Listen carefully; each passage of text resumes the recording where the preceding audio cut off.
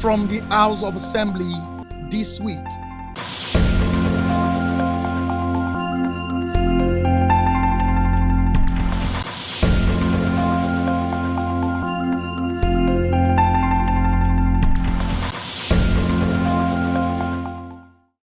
Land dealing. OGUN Assembly receives petition against ASHIMOLOWO. OGUN Assembly requests indigenous firms' participation in LAFARGE cement divestment. OGUN House of Assembly passes resolution to immortalize ONANUGA. This and many more would come to your viewing pleasure in the course of the program.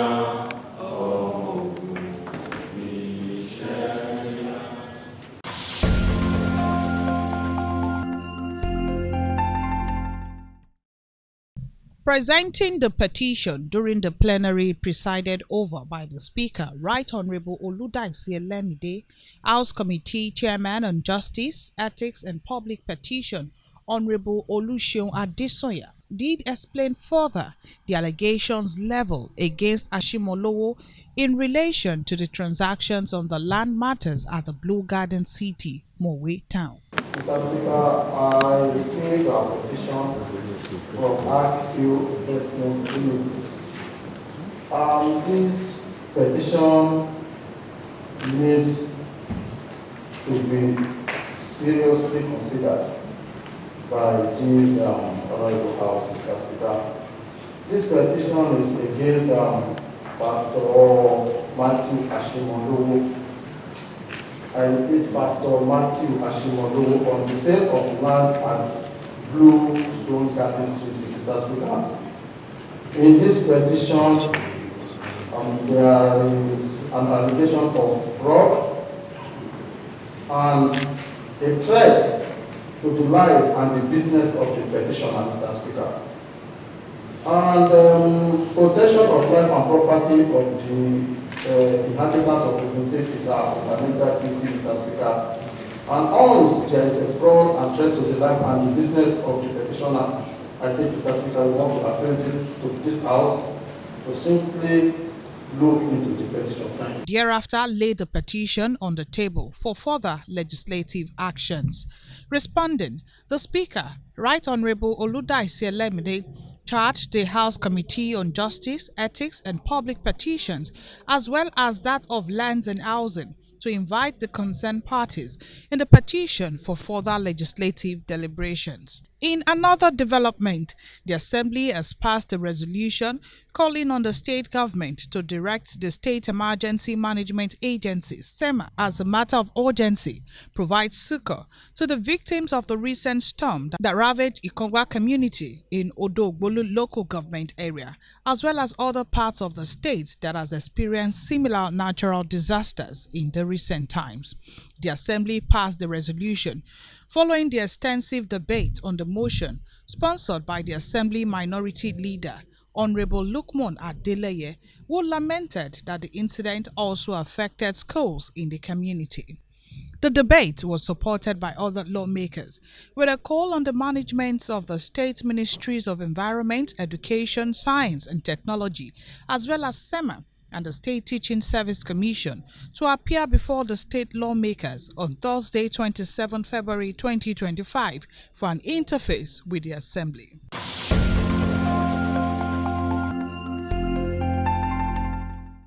Leading the debate on the motion requesting the need to ensure the indigenous participation in the divestment of Lafarge Cement PLC to safeguard the state economic and environmental interests, Honorable Adebisi Oyedele posited that the cement factory, being a major player in Nigeria's cement industry, is strategically located in the Ewekoro local government area of Ogun State, a region with one of Nigeria's largest limestone deposits, which is essential for cement production.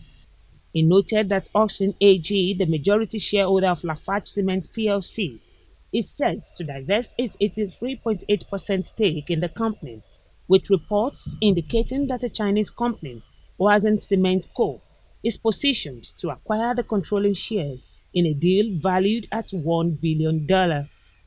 He explained that there were growing concerns over the implications of such foreign-dominated ownership, particularly in terms of economic sovereignty, environmental responsibility, and long-term industrial development in the state.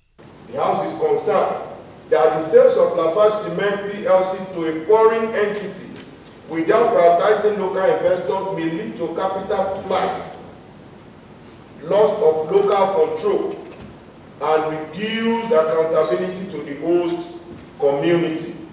We must ensure that our local investors are not sidelined in favor of foreign dominance. And the contribution is basically to appeal to the concerns that they should consider first the local investors and stakeholders who have shown or who expressed interest in acquiring a stake in this Lafarge Cement PLC divestment process. So it will give equitable opportunity in the process.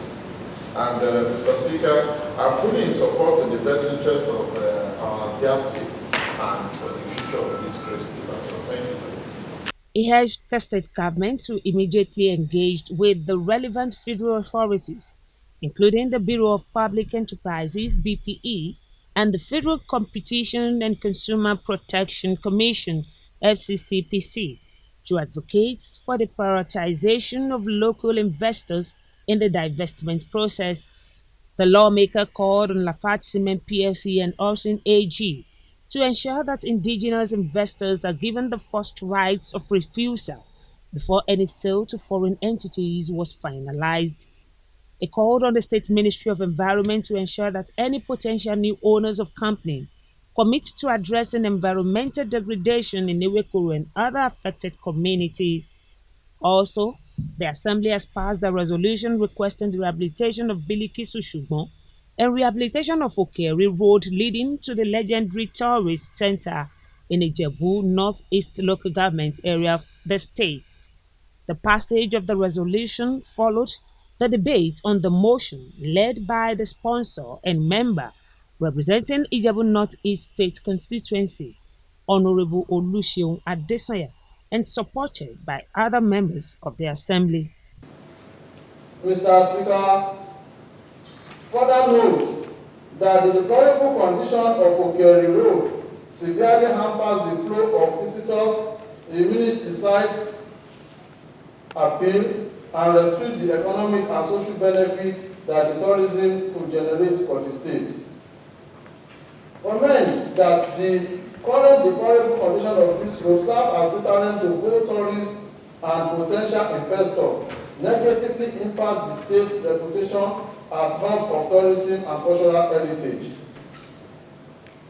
Acknowledge that a well-maintained road is essential for tourism development as it enhances accessibility, promotes local commerce, and stimulates community growth around tourist attraction. Accordingly, I pray that this honorable House resolve as follows. A. Urge the state government to prioritize the immediate reconstruction and rehabilitation of Okeri Road leading to this Biliki Sushubon Tourist Center. B. Call on State Ministry of Work and Infrastructure as well as Cultural and Tourism to collaborate in developing a comprehensive plan aimed at not only reconstructing the road but also enhancing facility and the overall visitor experience at the tourist center. The Bilikisi Sugar Tourist Center is not just a historical site.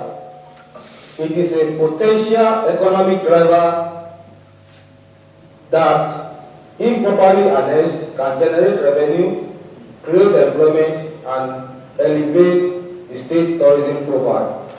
I therefore urge the Ogun State government and relevant agencies to act swiftly in reconstructing this road. I am rising this afternoon to also add my voice to the previous speakers and particularly the mover of the motion that as a matter of urgency, the state government should look into reconstruction of this access road so that we can in turn attract investors. During the budget retreat, we all commented on the deplorable condition of that place. We pay money to go to Mecca, we pay money to go to Jerusalem. But these are our cultural heritage as well. Though it has not been internationally confirmed as that Queen of Sheba is Bilikisi Sugo. But scientific evidences have shown that somebody, Bilikisi Sugo, was buried there. And they said her remains is still there.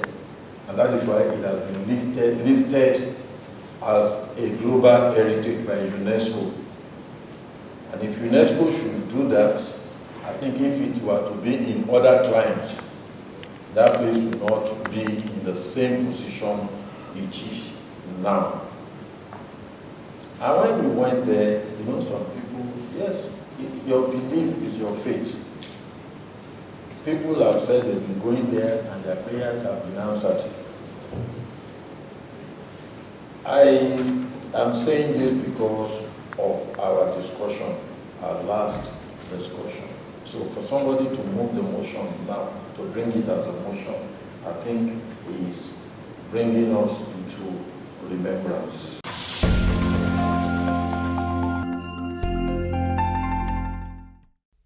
Leading debate on the motion calling on the state government to immortalize the late former Deputy Chief Whip of the House of Representatives, Honorable Adeomi Oriyomi ONANUGA, by renaming the Court Junction, Shimawa Road, and some of her projects in her honor. The sponsor, who is representing Shagamu 1 State Constituency, Honorable Damilare Bello, extols the virtue of the late federal lawmaker, describing her as a distinguished daughter of the state who had contributed immensely to the development of the state and the nation. I want to emphasize on the specification of Icon Road in my motion.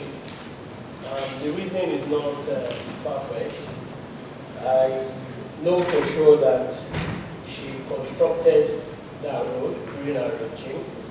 However, in view of the deliberation this afternoon, I want to support that some of our projects should also remain as moved by my colleague. Speaker, Right Honorable Oludaisi Elemide, in his submission, described the late federal lawmaker as a true politician who deserved to be immortalized. Or when we are saying she should be immortalized, it may even go beyond naming her projects after her.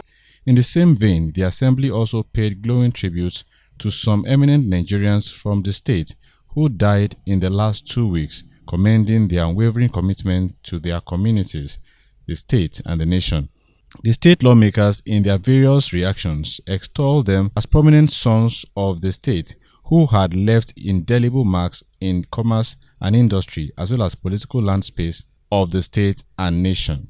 Taking the lead to report to the Assembly the demise of a prominent industrialist, late Chief Ogoluwa Bankole, was the former speaker Olakunle Oluomo, who described the deceased as a foremost industrialist who established the first paint industry in Ifo local government area since 1985 and attributed most part of his professional success to the deceased. The minority leader, Honorable Adeleye Lukman, on the other hand, also formally reported the exit of Pa Ayo Adebanjo, a renowned political leader and Awoist, foundational leader of the then National Democratic Coalition, NADECO, an elder statesman who dedicated his life to fighting for justice and truth.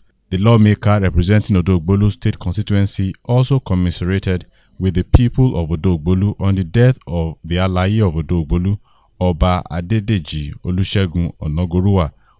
On his part, the majority leader Yusuf Sharif Abiodun paid glowing tribute to another illustrious Nigerian, late Senator Solomon Ayodeji Otegbola, whom he described as a political leader of repute who represented Ogun West Senatorial District in the Third Republic. The state lawmakers, led by the Speaker, Right Honorable Oludaisi Elemide, shared heartfelt tribute to all the deceased and led other members to observe a minute's silence in their honor.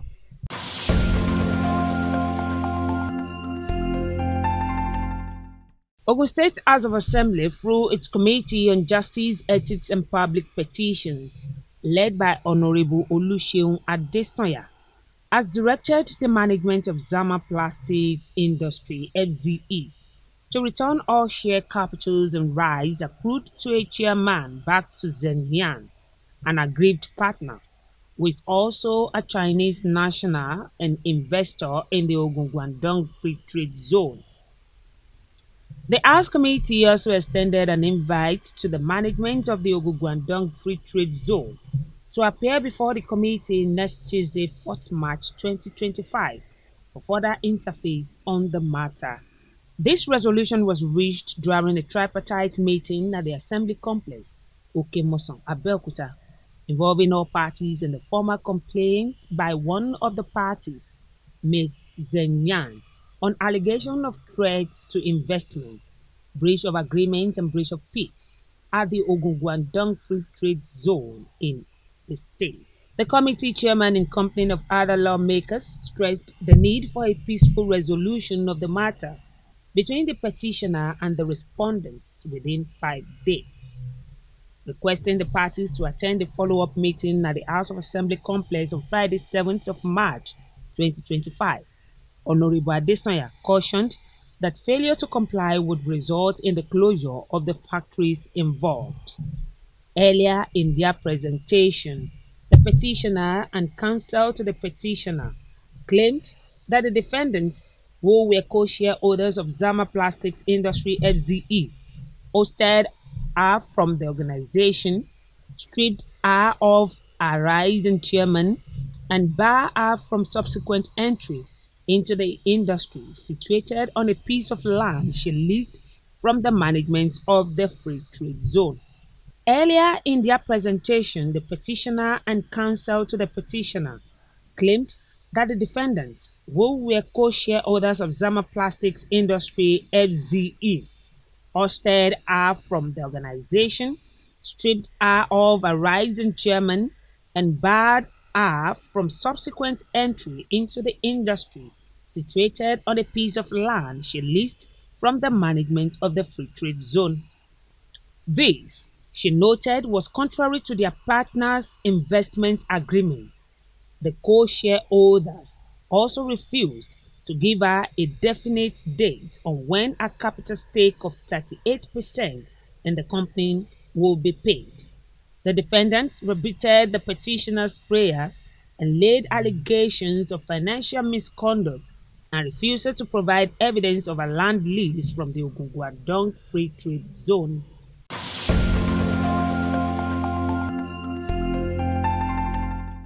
Chairman of Public Accounts and Anti-Corruption Committee, Honorable Damilare Bello, while considering the audit report of the State Ministry of Information and Strategy, as well as the State Technical and Vocational Education Board for year 2023, stated that the essence of the consideration was to ensure accountability, probity, and transparency within government spending, blocking leakages as well as ensuring the due process was followed in the implementation of government policies and projects in line with the Constitution and other extant laws of the state.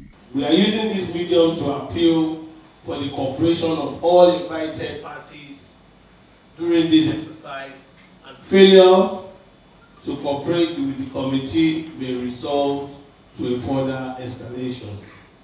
All heads of ministries and MDAs are expected to present themselves to this year's Public Account and Anti-Corruption section. It therefore enjoined the management team of the Ministry of Information and Strategy, led by the Special Advisor to the Governor on Media and Communication, Honorable Kayode Akimade, to intensify efforts in ensuring that the ministry secure more financial approvals to meet its capital expenditure for the ongoing year, so as to assist in the effective discharge of its responsibilities in promoting government laudable policies and programs. The House Committee also requested that the Director of Finance in the ministry represent the detailed financial record of the ministry to include bank reconciliation, list of other equipment and capital expenditure in tune with the audited account, and should be submitted to the committee within 48 hours.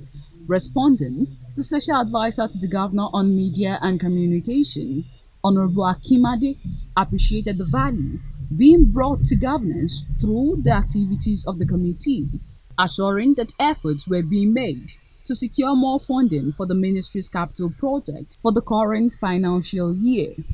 He assured that all relevant information and documents required by the committee would be duly supplied by the ministry. The committee also considered the audit report of the State Technical and Vocational Education Board, with a request from the board to provide supporting documents on maintenance of public schools, list of other equipment, as well as making necessary corrections in its financial record, and submit same to the committee by Friday, 28 February 2025 at 10 in the morning.